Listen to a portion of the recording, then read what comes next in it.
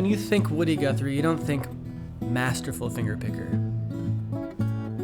I didn't. I shouldn't until now. Well, before now.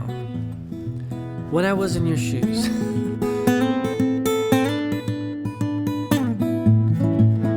If the blues you play in guitar feels more like a shape than a song, you're not alone. And Woody can show you how to take some really simple yet lyrical devices to implement into your playing while also maintaining that unvarnished bluesy thing about his style. Style is the word.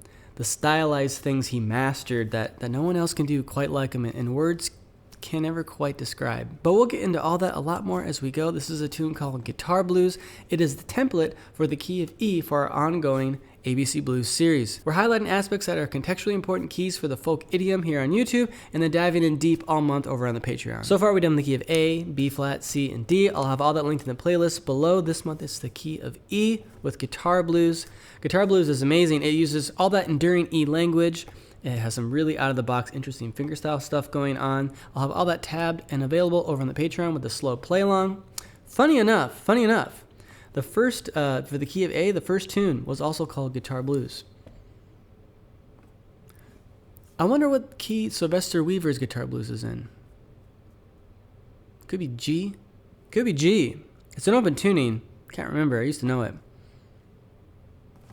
All very different. Could be a whole separate series. Guitar Blues.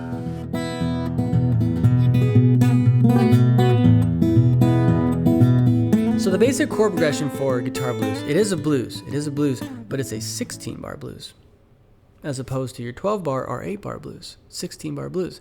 It's the same as his tune New York Town. It's exactly the same as his tune New York Town. So you can think of it like, I went down to New York Town one day, up to A. I went down to New York Town one day, back to A. I went down to New York Town one day, to be singing, hey, hey, hey, hey.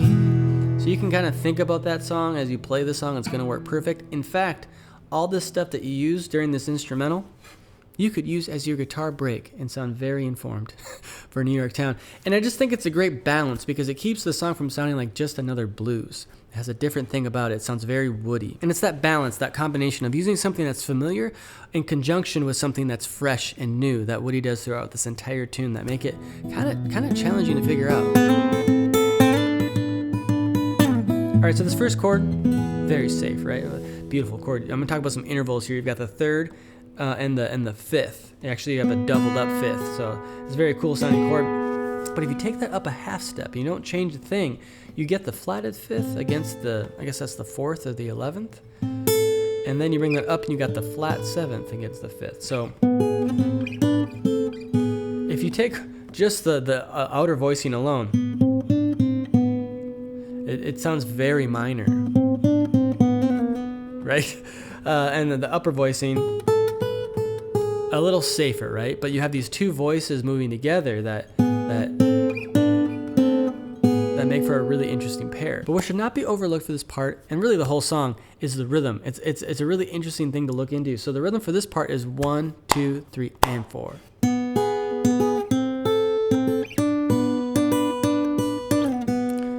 So I kind of like to rake my first finger across the first and second string just to kind of get that sound of that open B string. You can hear it floating through that chord. He doesn't float it through the next chord where it would be pretty dissonant. I kind of like it myself, but it seems like he's careful not to.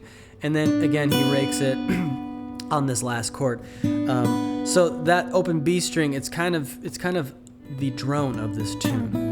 But speaking of rhythms, we gotta talk about the really interesting thing he does with this A chord. The best thing I can call it is a flutter. He kind of flutters the upper strings on this A chord. So you kind of just like flutter these two fingers. It's kind of really like a grace note. So you got 1, 2, grace note, 3. That's the best I could think to write it, but it's really just like a flutter of notes. So then we move to an A7 there, which is tricky to go from this flutter. That's the best way I could think to do it. He could have been doing it like this maybe, but that's really cramped all in one fret. I don't know, that's just how I do it. I go from this A shape here with the 3 fingers, the 3 littlest fingers, and then when I go to the A7, I just split those two, and then back. And then that cool rhythm comes back, but now we're actually going to play an E chord. Got 1, 2, 3, and 4. 1, 2, 3, and 4. Back to the flutter on the A chord.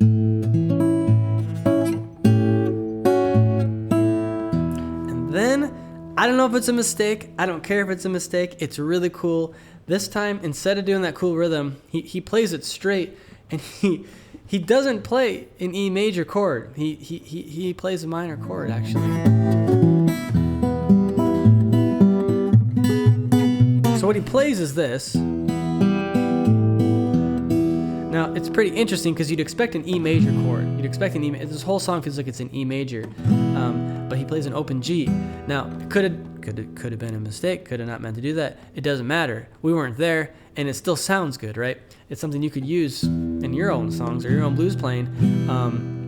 This open A is a really interesting sound too. Did he mean to do that? It doesn't matter. It's a really nice thing to play inside of an E chord to create some kind of inner bass motion.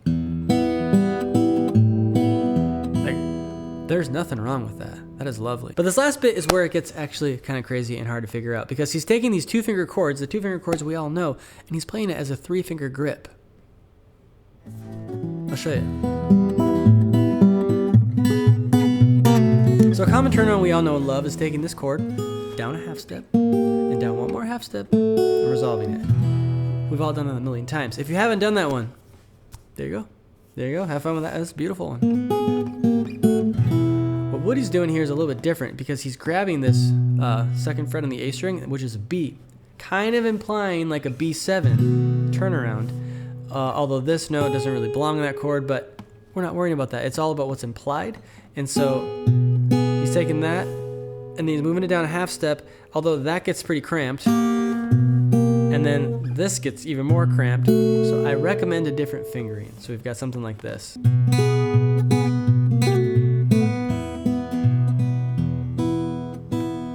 However you figure it out is going to be fine. That's how I do it. That's what works for me. As always, the tab, the slow play along, is available over on the Patreon. There will be another long form lesson for the key of E, going over everything we talked about today and the stuff we talk about for the rest of the month, only over on the Patreon. And you can check that out for $10 and get all the other stuff we did for the previous months. That's the key of A, B flat, C, and D. All right, we'll see you at the next one.